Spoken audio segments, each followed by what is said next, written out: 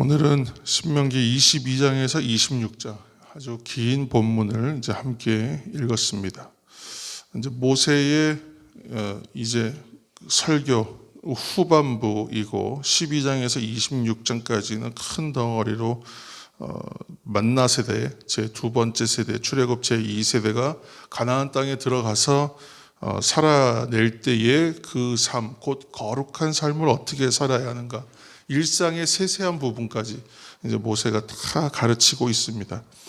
특별히 이 전체 내용을 이제 대표할 수 있는 이제 구절을 생각해 봤는데, 그 처음에 22장 1절에서 4절까지의 내용들을 우리가 좀 가지고 함께 나누면 전체 내용들을 얘기할 수 있습니다. 그래서 오늘은 22장 1절에서 4절까지의 말씀에 좀 집중해서 오늘 새벽에 말씀의 은혜를 나누고자 합니다.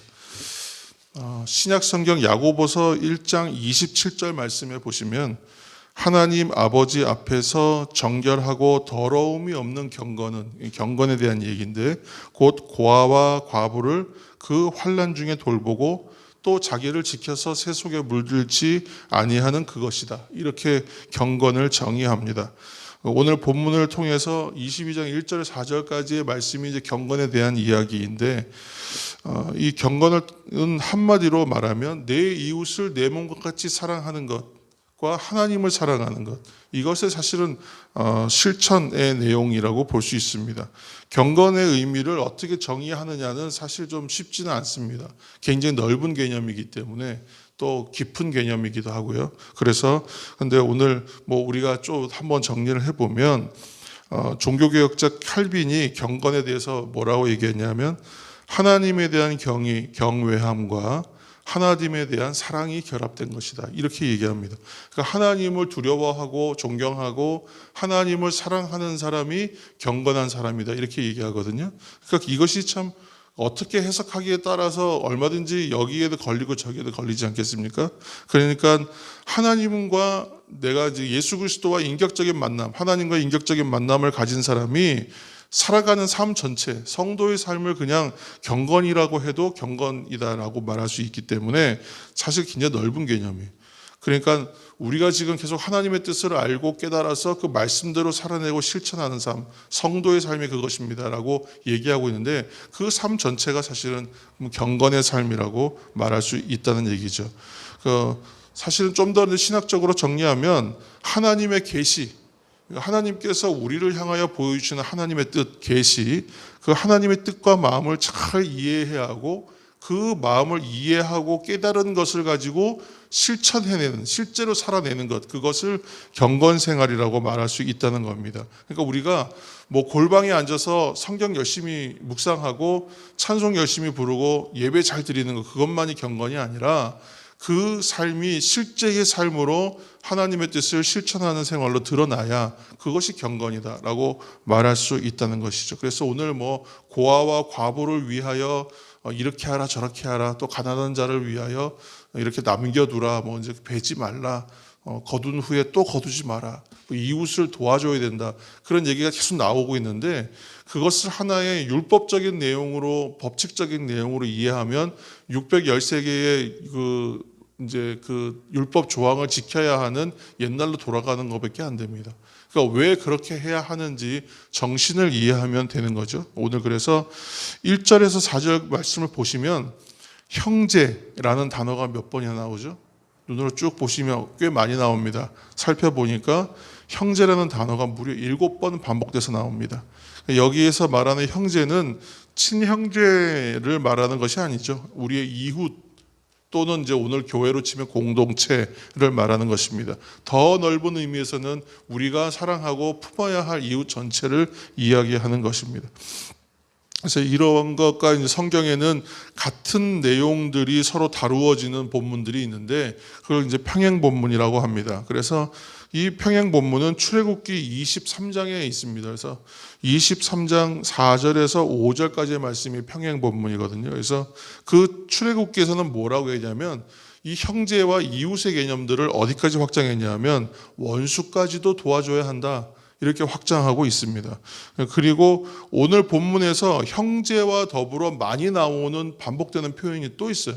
보면 뭐가 반복되죠? 못 본 채 하지 말라는 표현이 반복됩니다. 그러니까 정리하면 형제를 못 본 척 하지 말라 이렇게 되는 것입니다. 오늘 전체 문장이. 그래서 이웃을 돕고 섬기는 일을 행할 때에 뭐뭐 하지 않는 수준이 아니라 적극적으로 하는 수준, 원수까지도 품을 수 있는 자리까지 나아가라.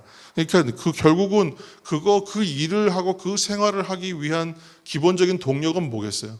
이 안에서 뭔가 나와야 되는 거잖아요. 근데 이것은 내가 만들어서 창조해서 쓸 수 없는 힘과 능력이에요. 그러니까 이것이 사랑이든 자비든 긍휼히 여김이든 이 에너지는 내가 만들어낼 수가 없는 겁니다. 그러니까 하나님께서 주시는 것, from the God이 하나님으로부터 오는 능력입니다. 그러니까 경건의 능력도 결국은 하나님으로부터 받아서 우리가 하는 것이죠. 그러니까 우리가 하나님의 은혜를 받고 하나님의 능력을 받아 나를 채우고 충만하게 하여 그것이 흘러 넘치게끔 하고 흘려 보내야 된다고 말하는 것이 경건의 삶을 또 설명해 주는 이야기도 되는 것이죠. 그래서 이웃을 돕고 섬기는 일을 할 때에 적극적으로 해야 한다. 이웃에게 해를 끼치지 않는 자리, 또는 오늘날 유행하는 말들처럼 더불어 사는 사회, 이런 자리를 뛰어넘는 것이 경건의 생활인 거죠. 그래서 이웃을 내 몸과 같이 사랑하라 하는 실천의 삶을 말씀하는 것입니다. 이 대표적인 게 그 누가복음 10장 30절 20몇 절이죠. 그 이하로 나오는 선한 사마리아인에 대한 이야기. 특별히 10장 37절은 너도 가서 이와 같이 행하라 이렇게 이제 말씀하고 있는데, 선한 사마리아인 비유에서 나오는 그 이웃입니다.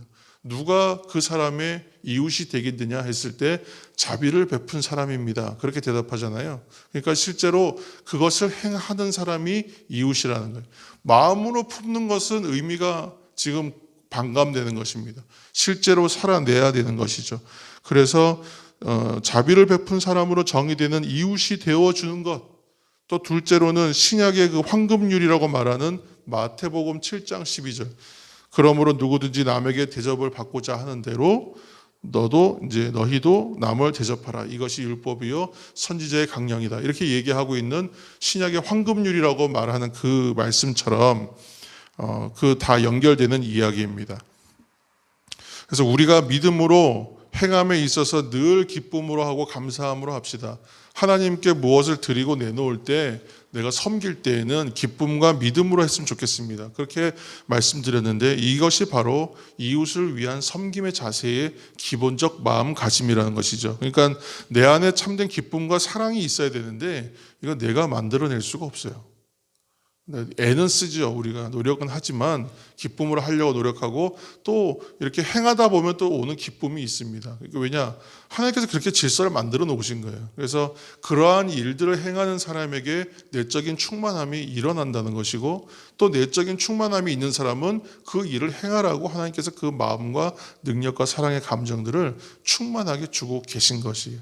그래서 하나님께서 나에게 이 일을 말하시는구나, 이 일을 행하도록 나에게 능력을 주고 계시는구나, 나와 함께 하시는구나. 그렇게 또 하나님 우리가 깨닫게 됩니다. 곧 하나님이 자신을 계시하고 있는 그 뜻을 우리가 잘 받고 깨달아서 그렇게 살아내는 것, 그것이 경건한 삶이요 하나님과 동행하는 삶인 것이죠.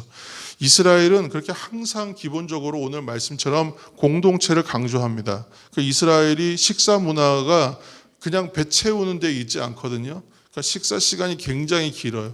약간 비스듬히 누워가지고 이렇게 원을 이렇게 이루고 둘러 앉아서 마냥 먹어요. 그래서 2시간 이상 기본 식사가 되어 있습니다. 그래서 그 이 자체를 뭐라고 하냐면 이걸 코이노니아라고 말합니다. 교제함이라고 말합니다. 그러니까 밥 먹는 시간이 아니라 교제하는 시간으로 삼는다는 거예요. 그만큼 공동체의 어떤 교제와 나눔을 굉장히 중시하고, 또 예를 들어서 그 이스라엘 민족이 뭐 할 때 정결 예식을 굉장히 중요하게 생각하는데 왜 그렇게 하겠습니까? 지금 정결하고 깨끗해야 되는 이유는 내가 정결하고 깨끗해야 되기 때문이기도 하지만 공동체의 위해가 가하지 않기 위해서, 내가 정결하지 못하고 내가 청결하지 못함으로 인하여 어떤 다른 사람들에게 해를 끼치지 않기 위함이 또 그 마음이라는 거죠. 그래서 공동체를 중시하는 것이죠. 이처럼 내가 썩어지고 내가 스스로 교회될 때에 교회 공동체가 잘 세워지는 것과 같은 의미입니다. 또 이스라엘 사람들이 갖고 있는 좋은 그 품성 중에 하나의 삶의 태도 중에 하나가 아주 늦은 밤중에 객이 찾아오더라도 그것을 외면하지 않는 것, 그것을 신뢰로 여기지 않는 것. 그래서 아무리 한밤중에 오더라도 먹을 것을 내놓는 것. 그게 공동체성이라고 이제 말하는 세 가지의 부분입니다. 공동체의 어떤 형제가 어려움을 당할 때 공동체가 도와주는 것 당연한 것이죠. 왜 그래야 하냐면 바로 누군가를 돌보아주고 또 누군가를 도와주고 누군가의 연약함과 그 자리를 함께 해주는 자리가 그냥 구제하고 섬기는 실천의 자리이기 때문이 아니라 그 자리가 바로 구원의 자리이기 때문입니다. 우리 기독교의 구제는 단순한 인본주의나 휴머니즘이나 윤리적 차원에서 하는 의미가 결코 아닙니다. 우리가 그렇게 구원을 받았고 또 우리가 그렇게 사랑을 받았기 때문에 그것을 흘려보내고 돌려보내고 갚는 차원의 이야기입니다. 주님이 세상의 상식과 형식과 틀을 깨고 오셨습니다.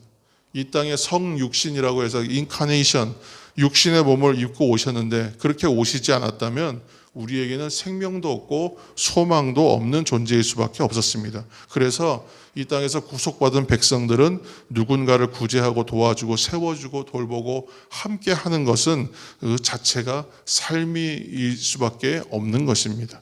이것을 오늘 성경의 내용들은 강조하고 우리에게 교훈으로 주고 있습니다. 한마디로 형제를 못 본 채 하지 말라, 이 말씀으로 얘기하고 있습니다. 이 새벽 다시 한번 이 삶을 어떻게 살아야 할까 이 고민을 만약에 하신다면 이 말씀대로 살아야겠구나, 그렇게 마음의 교훈으로 삼으시는 이 새벽이 되시기를. 그러나 이 모든 능력은 하나님으로부터 오는 것이기 때문에 하나님 나로 충만케 하여 주옵소서, 흘려보내게 하여 주옵소서. 그렇게 함께 기도하시면서 경건의 삶을 살아내시는 저와 여러분 되시기를 예수님의 이름으로 축원합니다.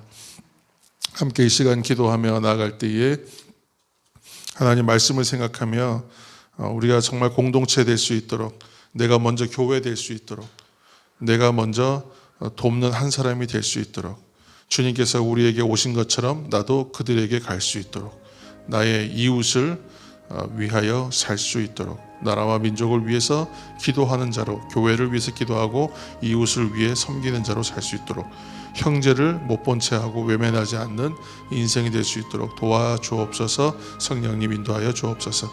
또 연로하신 어르신들과 환우들과 또 청년 세대를 위해서 함께 기도하시며 중보하며 나가시겠습니다. 통성으로 함께 기도하겠습니다.